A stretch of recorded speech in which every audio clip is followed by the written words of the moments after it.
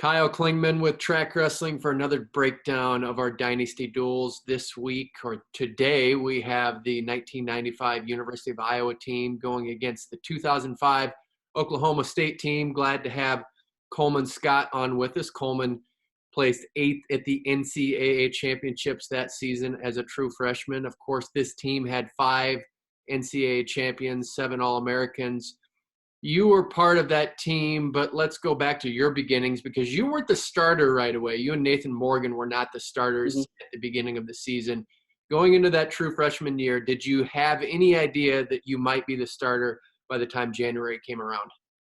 I remember being recruited by Coach Smith, and he had mentioned it. Hey, if we need you, and if you're the guy, and it's best for us and the team and yourself, be ready to start.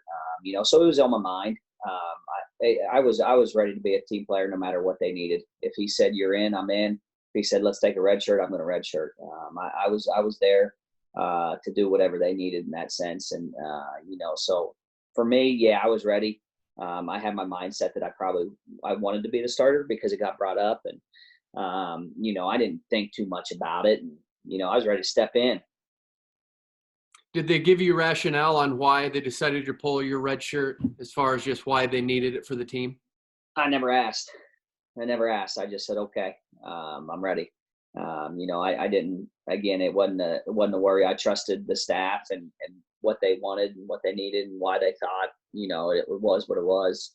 I told my dad he was happy and my parents and, cause it got brought up in again on the recruiting stuff. And, so for us, it was just, hey, he believes in you. He trusts you, trust him. He's your coach. Listen to him. And that's all I was doing. I didn't care to ask. It didn't bother me. I didn't need a rationale of why I was being pulled. I mean, it wasn't, to me, it didn't matter. Again, he's a boss. I'm a soldier and I'm just gonna do what he says.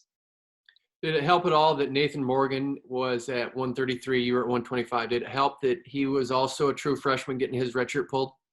Absolutely. I mean, we were roommates. You live in a dorm, and that was my roommate. We had 3 of us in there: me, him, and Brandon Mason, and me and Nate. It made it nice just because when you travel and you're with somebody who's my roommate on the road, and very familiar, and having somebody else to sort of bounce some things off of, because it wasn't the easiest year for myself. Winning matches wise right at the beginning, it was sort of a slow start for me, and having somebody else going through a little bit of that with you, and being able to talk to him, and he could understand. He knew what I was going through. He felt the same things, so that definitely made life a little bit better. What do you remember about that match against Nick Simmons, your first match out? The biggest thing is one of the worst weight cuts I've ever done.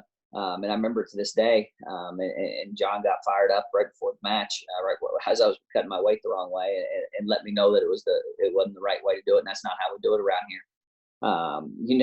And so that's probably the first thing I remember. And I remember going out and starting fast. I think I was up 5-0 pretty quick, and ended up losing 6-5 or something. And really, I had never been, to this day, I've never been that tired in a match.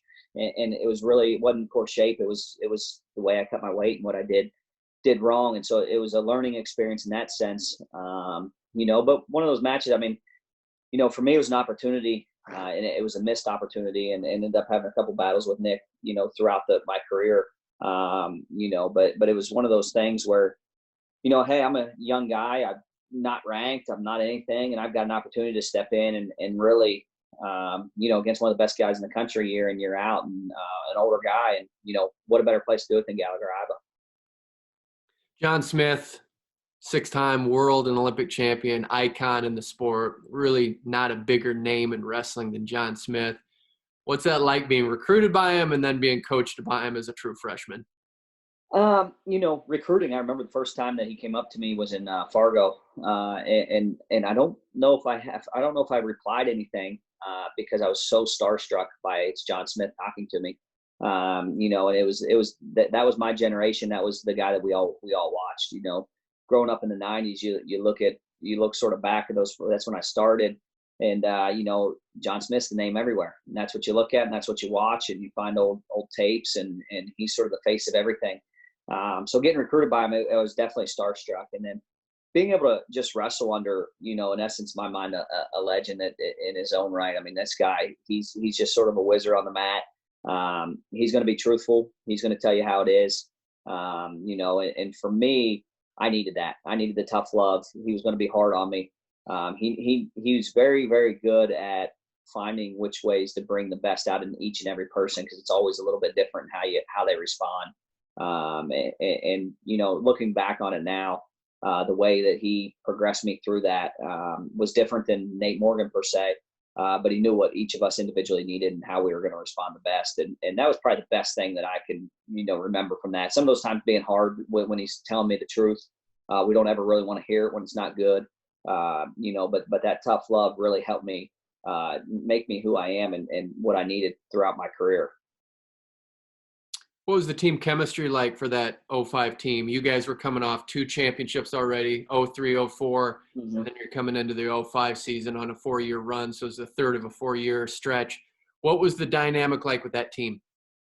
Man, we were tight. And I just sort of, I came in with those guys, me and Nate, and I think Steve Mocco came in at the same time. And, and then we sort of just jumped in the lineup with looking at it now, 4 other national champs that year that were already there. And, and Espo and Hendricks and Pendleton and Roche. And, we had just sort of a mixed match of everybody from all over the country. But, if there was something going on, if outside of the room and we were hanging out, man, it was the whole team there. We were a tight, close-knit group. We still keep in contact, really regularly.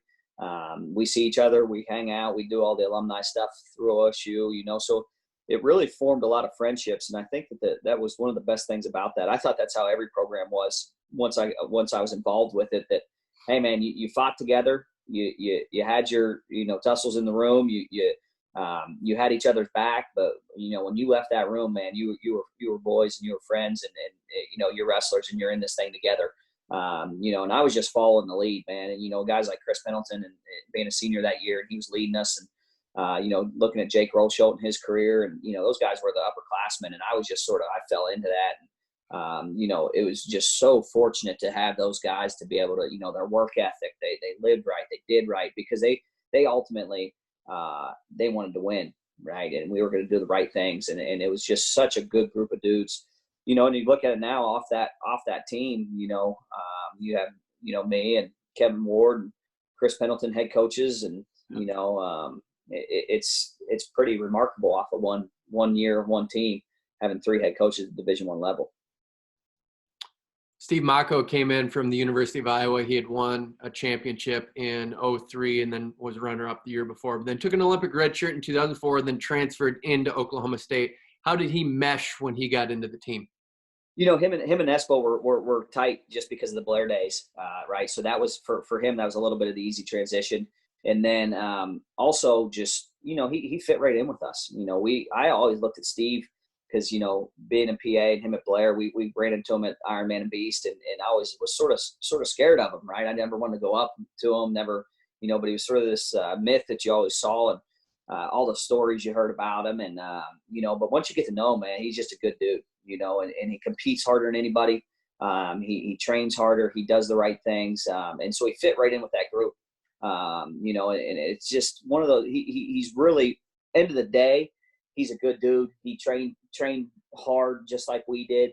And we trained hard just like he did. I think he was a little bit surprised by that. I thought someone in an interview say that, leaving Iowa, they always said Oklahoma State doesn't train hard, doesn't do this. He showed up, and we trained hard, just as hard. We did the right things. We did the stuff in the off season. We ran, we lifted, everything was the same, in that sense. So I think that made the transition a little bit easier for him as well. Just being able to see that, hey, that we're trying to win team titles. That's what we're doing. We want to do this together. And if you do your part and you wrestle for the team, right, everything will take care of itself. And that's the mentality we sort of had. Do the maximum. Do what's needed. It'll take care of your personal goals. Chris Pendleton was the only senior on that team, and he had an unbelievable run that year. He lost one match. I think he was sick that year, but other than that, he was just the class of the field. I've heard his leadership was legendary. Does that match the legend? Absolutely. Man, he was the vocal leader on that team. If somebody was, say, dogging in the sprint, you're getting called out by Chris, right? And he wasn't afraid to get in your face. He wasn't afraid to tell you, hey, this isn't how we do things here. We've done this, that we've created this. And he was part of all four of those teams, or those beginning half of those three teams. And, so he knew what it took, as a whole, coming from California and, those guys, it didn't matter, right? He was going to be that vocal leader that we needed, worked hard as anybody in the room, lifted harder than anybody, ran harder. And it was just, you don't take those times off, right? Because he knows if you take one off, it's easier to take the second one off and it'll catch up to you eventually. And he made sure that didn't happen as a whole. And it didn't matter who it was. It didn't matter who it was, top to bottom. He was going to be able to step in and lead as a leader should. Didn't overdo it. Just said, this isn't what we do here. We do everything to the maximum, and this is this program's a lot bigger than just any one individual. And guys like that, keep that in mind and keep that intact as they go on through the years. On the opposite end, someone that didn't strike me as vocal was a three-time NCAA champion, Jake Roche, who had been at 184. He bumped up to 197 for this season. How did his demeanor fit in with the team? Man, I think you said Jake was more quiet, right? He did speak up, when he needed to. And when he spoke up, boy, you listen, right? Because it didn't happen very often. But Jake was just that guy that, he just, whatever was told to him, he did. He freaking, busted his tail each and every day. And you'd see him take a couple losses during the year. And but by gosh, when national tournament hit, boy, he was firing. He was ready to go. And there was no doubt in anybody's mind that Jake Roche was going to win national title, at least in our group. Probably the only group in the whole country that thought that. But that's what we believed, and we saw it. And, of course, he proved it, But I think Jake is probably one of, if not the most underrated NCAA wrestler in the history. I go to the national tournament and walk around, and I see him and we talk, and just the amount of people that don't know who he is and what he's accomplished, man. Winning 3 titles is damn near impossible, right? The number is very, very small, and and he did it in such fashion. I think he was a 12 seed his freshman year, and finished third his sophomore year, and then came back and won 2 at 97 in his last 2 years, and it just. I was fortunate to be a part of it. I don't know if I even respected it as much at the time until I got into the coaching game and realized, holy cow, that guy was on another level at a certain time with the entire field every that third weekend in March. And it's sort of a thing that just doesn't get looked at or talked about enough. It probably is because he's not very vocal. He doesn't need the limelight. He didn't need that, right? He was a workman. He was just going to do what it took. And he had his inner goals, and that's what satisfied him. And but he was one of those guys that just, when he did speak up, you listened, and he was able to mentor and talk to us and relate to a lot of different people. Johny Hendricks is a character, and it seemed like he really lived up to that role, that he knew how to push people's buttons. What was that like, having a character in the room like Johny? Man, you needed Johny, right? You needed Johny. He'd keep it light. Every story he told, it was going to be funny. He was the one guy that would go up and ask John anything, if we didn't want to say, hey, I'm not asking Coach that. That ain't happening. Johny, I don't care. I'll ask him, and a lot of them were stupid, right? We're on the bus and John don't like to stop, and we're getting hungry and driving through the night, and Johny would walk right up. Hey, Coach, we got to stop, right? And the rest of us are sitting back there. We'll just wait till Stillwater. We're not going to eat. We're not going to ask. And Johny, he just kept it light, man. He was in the room, when competition time came, that guy was game time, right? But in the room, he worked hard. It's just he liked to have a little more fun with it, right? He'd joke about it in middle of practice, and sometimes people are like, Johny, what are you talking about, right? But that's how he operated. That's what made him great. Everybody's a little bit different in their own right, and I still keep in close contact with him, and he's just a great dude. And I think if, the one thing I keep saying about this whole team is these are just good people, man. And ultimately, we came from a lot of different backgrounds. We came from different parts of the country. We have a lot of different personalities, and that's why we got along, though. We had each other's back, and you can trust those people before you and after you. And, they were just good people. And another good dude, just straight up good dude, Zack Casper at 49. He got his title this year. What did he bring? Zach, man, Zach is technically probably the best on the entire team, I would say. Just his skill set was unbelievable. And that year, I think he had a couple close matches but he was determined, and for a guy, I mean, I keep saying work, but this guy was obsessed with it. He was obsessed with being the hardest worker, obsessed with doing everything right. And it was just for me to have somebody being from the East Coast, and we had a good relationship. I ended up living with him the next 2 years following my freshman year. And, that was a guy that I wanted to attach to just because of his work, because of the mindset that he had.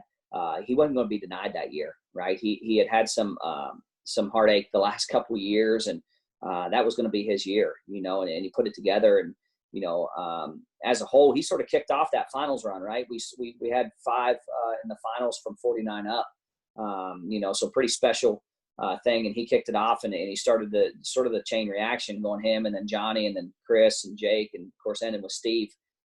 Couldn't be a better way to start it and end it, with 2 Blair guys and 2 Jersey guys.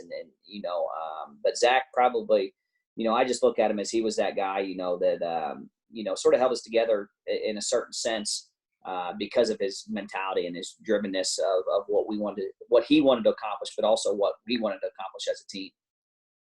Guy that doesn't get brought up as much as he should is Daniel Frischkorn. He was a redshirt freshman. I think he started the year at 133. Actually, as a true freshman, he had pinned 2-time NCAA champion Johnny Thompson in a wrestle-off, but he moved up to 141, got 4th place, and then I think he got sick and wasn't able to compete after this season. But with Daniel Frischkorn, did you have a pretty good relationship with him? Yeah, man. If there's one guy I couldn't stand wrestling in the room because I couldn't freaking beat him, it's Daniel Frischkorn. He was flexible. He was competitive. I couldn't ride him on when he was on bottom. He could get out from everybody.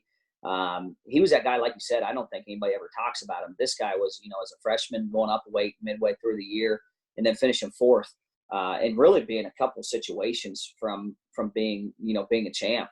It's pretty unbelievable. And he in his own right was damn good. And we as a program, he was the Virginia Beach sort of goofy. He had that surfer boy mentality, right? Another sort of different personality that we had on the team, but sort of fit right in with us just because again, I think why we all fit together is because our goal was all the same. We didn't have this, hey, I'm getting through this season. No, I'm going to be the best I can be. I'm going to win a national title, and we're going to win a team title. And that was the thought process, top to bottom, not just the 10 starters, but everybody. And that's why we got along so well, because we were chasing the same goal. And that's why we not just got along, but we became such good friends because of that, and when you have people that think like that, multiple of them in one room, it really elevates the entire thing, and that's a guy that, again, he doesn't get enough talking about for that year, that what he did, but he was freaking good, and different style a little bit, of course, Granby's on bottom coming from, Great Britain, Martin, and I couldn't ride him, and but super flexible, had a great outside single and stuff. So I just remember wrestling him and just going like, I don't know how to deal with this guy. And he's a little bigger than me at the time. And, but I was always willing to sort of bump up and wrestle those guys as much as I could, because I knew it'd make me better in the long run. And then there was a book written about this year, the 2005 year. What a great year to be able to pick.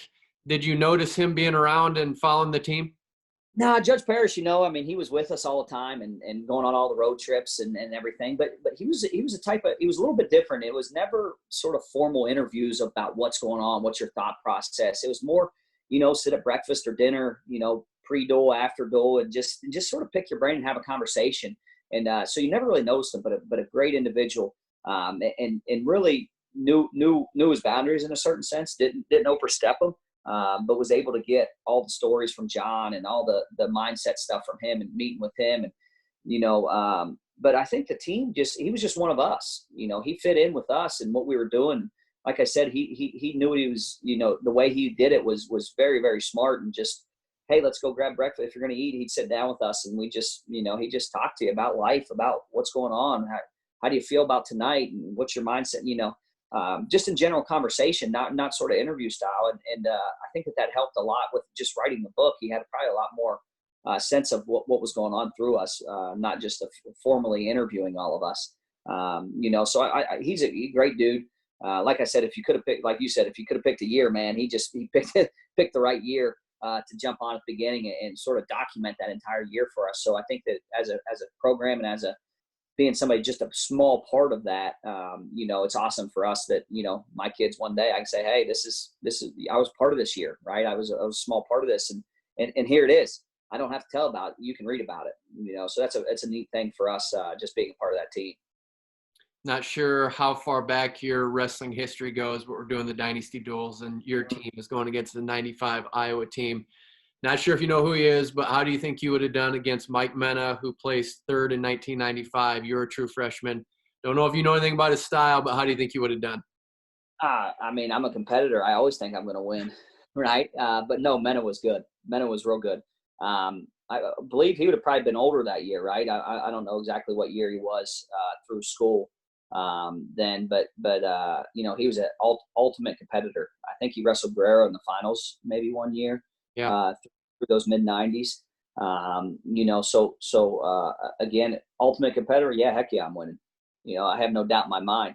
And the hard part is I got to try to think about myself as a freshman. I was a way different wrestler than I was even as a, sophomore, junior, senior, and then on the international. But in my mind, I think every athlete or every wrestler's mind is there ain't nobody beat me when I step foot on that mat. And that's the way we think. So yeah, heck yeah, I was going to win. Well, I'll give you a scouting report. You'd have to be ready for the front headlock. So I don't know if you're good on that position. That's right. It didn't bother me being in there. Right. So we would, I think that, you look at these, it's sort of cool to look at. I was looking at them actually last night, not just this dual meet, but sort of all of them, because you sort of forget even about the recent years, what their team was. And some of those, the non-stars, superstars on the team, who was it this way, man? Who I sort of forgot about that guy. It was pretty neat going through some of those. And I'm a big sort of fan of just wrestling and, sort of the era, growing up in the 90s and just getting into it in the mid, early 90s into wrestling. And, so I would just tape all those NCAA finals that you saw, maybe a period or two of every other match on VHS. And I probably rewatched them once a week for the entire year until it came on again because it's all we had.